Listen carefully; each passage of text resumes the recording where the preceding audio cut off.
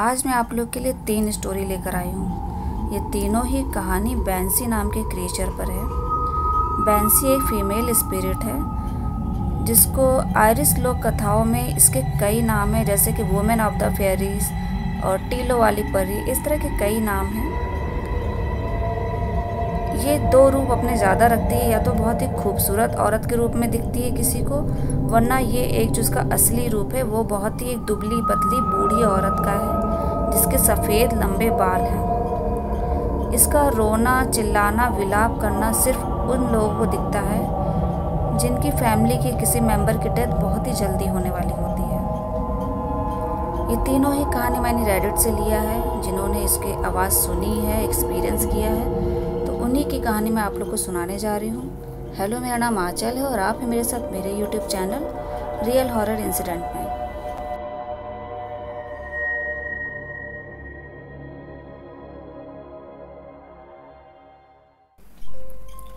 हमारे माता पिता और भाई हम लोग शहर के उस छोटे से घर में रहते थे जो रोमानिया के ट्रांसिल्वेनिया के उत्तर में स्थित है। इसलिए यहाँ पर रहस्यमय प्राणियों की बहुत सी कहानियाँ लोगों के बीच में फेमस हैं। ऐसी ऐसी कहानियाँ हैं जिसकी आप कल्पना नहीं कर सकते। तो हम लोग बचपन से ही बहुत से क्रिएचर्स के बारे में सुनते चले आ रहे थे। और जो हमारा घर था वहाँ पे जो पड़ोसियों का घर था वो थोड़ी थोड़ी डिस्टेंस में था, तो लोगों का आना जाना भी कम था और जो घरों की रोशनी थी वो भी बहुत कम दिखाई देती थी। तो हम लोग के घर के आने के लिए सामने से एक कच्ची सड़क थी, लोग उसी का इस्तेमाल करते थे अपने आने जाने के साधन के लिए। एक सड़क पीछे से होकर भी जाती थी, लेकिन वो सड़क थोड़ी गंदी होती थी, वो जंगल की तरफ जाती थी, क्योंकि हम लोग का जो घर था वहाँ जंगल भी पास था और पहाड़ी इलाका पूरा वो था। हमारे घर में 2 बड़े कुत्ते थे जिन्हें हम लोग रात में छोड़ देते थे। वो पूरे मोहल्ले में टहलते थे, क्योंकि पड़ोसियों के भी कुत्ते थे, वो आपस में सब घुल मिल गए थे, तो सब पूरे रास्ते भर वहीं पे टहलते रहते थे। लेकिन मेरे घर के जो डॉग थे, एक उनमें गंदी आदत कह लो या अच्छी आदत कह लो ये थी कि वो किसी की आहट सुन के तब तक भौंकते रहते थे जब तक कि वो जान नहीं जाते थे कि ये आहट किसी अपने की है या पराये की है। मुझे इस बात से तब दिक्कत होती थी क्योंकि मेरा जो बड़ा भाई था वो अक्सर लेट नाइट घर आता था शराब पीकर, ड्रिंक करके, तो बहुत ही देर से घर आता था। तो कुत्तों के भौंकने से ये होता था कि पड़ोसियों के जागने या माता पिता के उठने का डर रहता था। तो मुझे बहुत कोशिश करके उन कुत्तों का भौंकना बंद करना होता था। जैसा कि हम लोग का घर पहाड़ी इलाके और थोड़ा जंगल से सटा हुआ था, तो हिरन या तीतर छोटे मोटे जानवरों से अक्सर ही भेंट हुआ करती थी। मेरा बड़ा भाई इसलिए सामने की कच्ची सड़क से ना आकर वो अधिकतर पीछे वाली जंगल के रास्ते से आता था। उधर से आने पे ये होता था कि कुत्तों को तुरंत वो आवाज़ लगाता था, तो कुत्ते जब पहचान जाते थे तो भौंकना बंद कर देते थे। लेकिन एक बार की बात है, गर्मी में जब वो पीछे वाली सड़क से आ रहा था तो उस दिन कुत्ते नहीं भौंक रहे थे। तो उसे इस बात का आश्चर्य भी हुआ कि आज कुत्ते आखिर क्यों नहीं भौंक रहे हैं, क्योंकि थोड़ी सी भी आहट पाते ही भौंकने लगते थे। इसलिए वो थोड़ा और करीब गया, उसने धीमे से आवाज़ भी लगाई, लेकिन किसी भी कुत्ते की कोई आवाज़ नहीं आई। जंगल का रास्ता था और जो सड़क से वो आता था पीछे वाली सड़क, तो वो सन्नाटे में रहती थी, थोड़ी गंदी भी होती थी, धूल मिट्टी से भरी हुई। पूरे रास्ते में सिर्फ चांद की जो चमक थी उसी से रोशनी मिलती थी और हवा बहुत ही धीमे धीमे चल रही थी। लेकिन फिर भी उसने ये ध्यान दिया कि पॉकेट में उसका हाथ था तो वो एकदम से अकड़ रहा था, उसकी मुट्ठियाँ आपस में बंद होती जा रही थी। उसने जब पॉकेट से अपना हाथ बाहर निकाला तो बहुत ही वो कसते हुए जा रहे थे। उसे लगा शायद ज़्यादा शराब पीने के कारण ये हुआ होगा। थोड़ी देर वो वहाँ पे शांत होकर खड़ा हो गया अपने आप को संभालने के लिए कि तभी उसे जंगल से एक अजीब सी चीखने की आवाज़ सुनाई दी। वैसे तो जंगलों से बहुत सी आवाज़ें रात में आती थी, लेकिन वो अधिकतर किसी न किसी जानवर की होती थी। लेकिन ये जो आवाज़ थी वो किसी जानवर के रोने के साथ साथ किसी महिला की भी रोने की आवाज़ थी, जैसे दोनों आवाज़ आपस में मिक्स हो गई हो और बहुत ही कोई विलाप करके चिल्ला के रो रही हो। आवाज़ को बहुत ही करीब से सुनने के लिए जंगल में थोड़ा इधर से उधर टहलने लगे। चांद की रोशनी में इनको जो रोशनी पता चल रही थी, इसी में वो वहाँ पे टहल टहल के देख रहे थे कि आखिर आवाज़ आ कहाँ से रही है। तभी दोबारा इनको जो आवाज़ आई है बहुत ही करीब से आई है, जैसे कोई उनके आसपास ही है। किसी जानवर और महिला के रोने की दोनों आवाज़ मिक्स थी। जैसे इन्होंने इस रोने की आवाज़ को सुना, ये वहीं पे एकदम से खड़े हो गए इनकी सांसें और हार्ट बीट बढ़ने लगी थी। थोड़ी देर वहीं पे खड़े रहे, इनका दिमाग काम नहीं कर रहा था। उस दिन इनके घर के कुत्तों ने भी बिल्कुल नहीं भौंका। घर थोड़ी ही दूर पे था। उस दिन एक ऐसा सन्नाटा पसरा हुआ था जंगल में और इनके घर के आसपास के मोहल्ले में भी।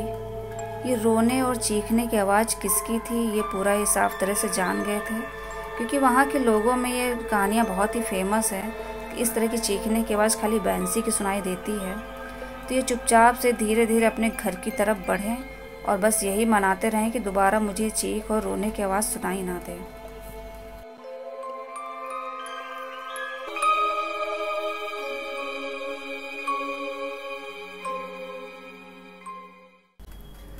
जब मैं 11 साल की थी तब इसी तरह की एक घटना मेरे साथ भी घटी थी, जिसमें उस चीखने वाली महिला का नाम मैं अब समझती हूँ कि वो बैंसी थी। हम लोग एक नए नए घर में शिफ्ट हुए थे और वो पहली ही रात थी जब मेरे साथ ये अनहोनी घटना घटी थी।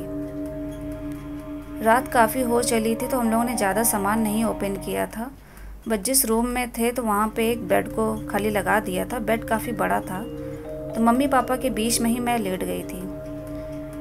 थके होने के कारण मेरे पापा भी जल्दी सो गए थे और मेरे पापा जब सोते हैं तो बहुत ही गहरी नींद सोते हैं। उसी जगह मेरी माँ जब सोती है तो उनकी छोटी सी आहट से भी आँख खुल जाती थी और मैं पड़ी रहती थी। मेरे दिमाग में तरह तरह की बातें चला करती थी या मोबाइल में लगी रहती थी या कुछ ना कुछ सोचा करती थी, तो मुझे नींद बहुत देर से आती थी।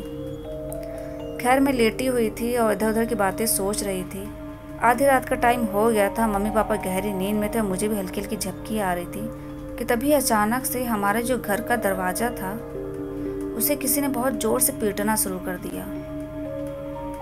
वो इतनी ज़ोर ज़ोर से पीटने की आवाज़ आ रही थी, इतना शोर हो रहा था कि कोई भी आसानी से जग सकता था।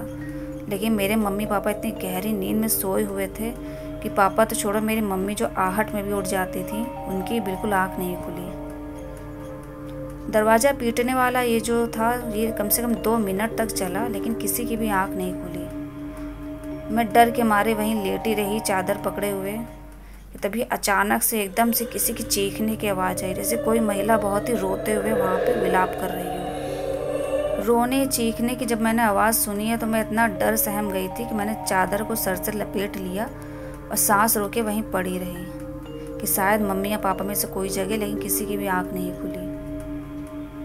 ये जो छोटा सा इंसिडेंट हुआ था, मैं उस टाइम तो नहीं जानती थी ये रोना चीखना विलाप करना कौन महिला करती है, लेकिन बाद में मुझे उस महिला के बारे में जब मैंने बहुत सी कहानियाँ सुनी तब मुझे लगा कि शायद जो उस रात में वो रोने चिल्लाने की आवाज़ थी वही महिला होगी।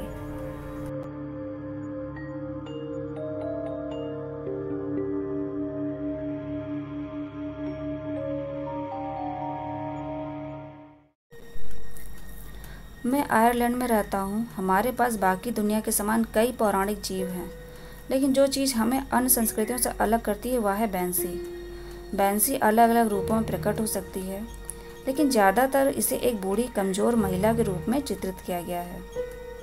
और मेरे साथ भी जो एक घटना हुई थी वो पिछली ही गर्मी की है, जब हम लोग गर्मी की छुट्टियां मनाने के लिए काउंटी में गए थे एक छोटे से घर में रहने के लिए। वो घर कहाँ था ये तो मुझे स्पष्ट याद नहीं है, लेकिन हमारे घर के बगल में बहुत ही आलीशान और बड़ा सा मकान था। हमारे परिवार में 4 लोग थे और हम लोग के पास 2 कुत्ते थे, लेकिन हम लोग के घर के बगल वाला जो मकान था उनके यहाँ बहुत ही बड़ा एक कुत्ता था। उनका वो मकान खुद का अपना स्थायी निवास था। पहला दिन हम लोग का बहुत अच्छा रहा। हम लोग शहर गए, वहाँ से कुछ चीज़ें खरीद कर लाए। सब कुछ ठीक ठाक चल रहा था। उस दिन हम लोग को कुछ भी ऐसा अजीब नहीं लगा। हम लोग जिस घर में थे वो छोटा सा ही था, तो वहाँ पे एक जो बेडरूम था वहाँ मम्मी पापा थे और एक रूम हमको और मेरी बहन को दिया गया था। तो उस रूम में खाली एक बेड पड़ा था और एक सोफ़ा था। सोफ़े पे मैं लेटा था और मेरी बहन को जो बेड दिया गया था वो खिड़की के पास था। उस खिड़की के बाहर जंगल और बगीचा था, लेकिन अंधेरा होने के कारण कुछ भी स्पष्ट दिखाई नहीं दे रहा था।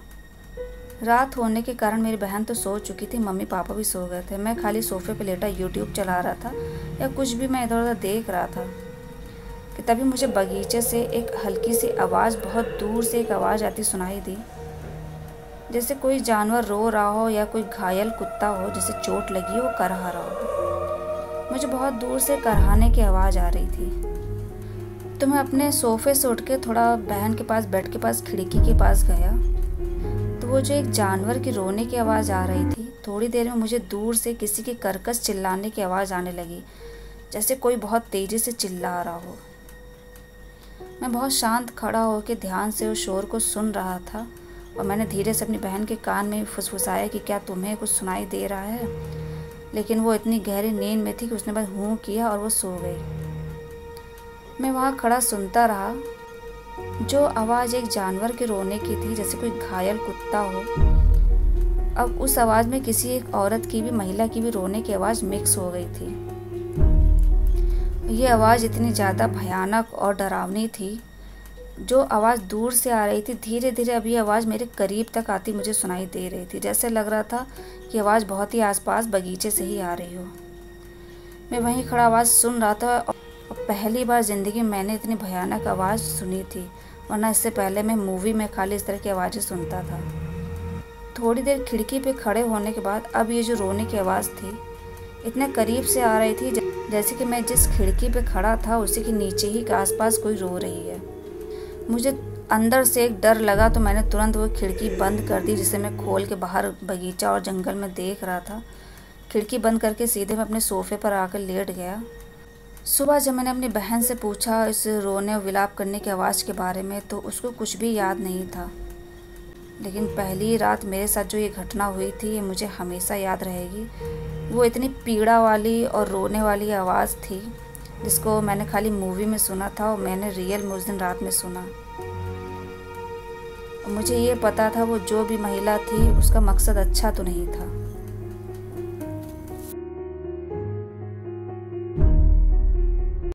तो अभी आपने जो 3 कहानियाँ सुनी, ये बैंसी की थी। इसका रोना विलाप करना बहुत ही बुरा होता है, क्योंकि ये उन्हीं को सुनाई देता है जिनकी फैमिली में कोई मरने वाला होता है। तो अगर आप लोग को कहानी अच्छी लगी हो तो प्लीज़ वीडियो को लाइक कर दीजिएगा, और जो नए हैं तो प्लीज़ चैनल को सब्सक्राइब कर दीजिएगा। फिर मिलती हूँ किसी और नई डरावनी कहानी के साथ। तब तक के लिए धन्यवाद।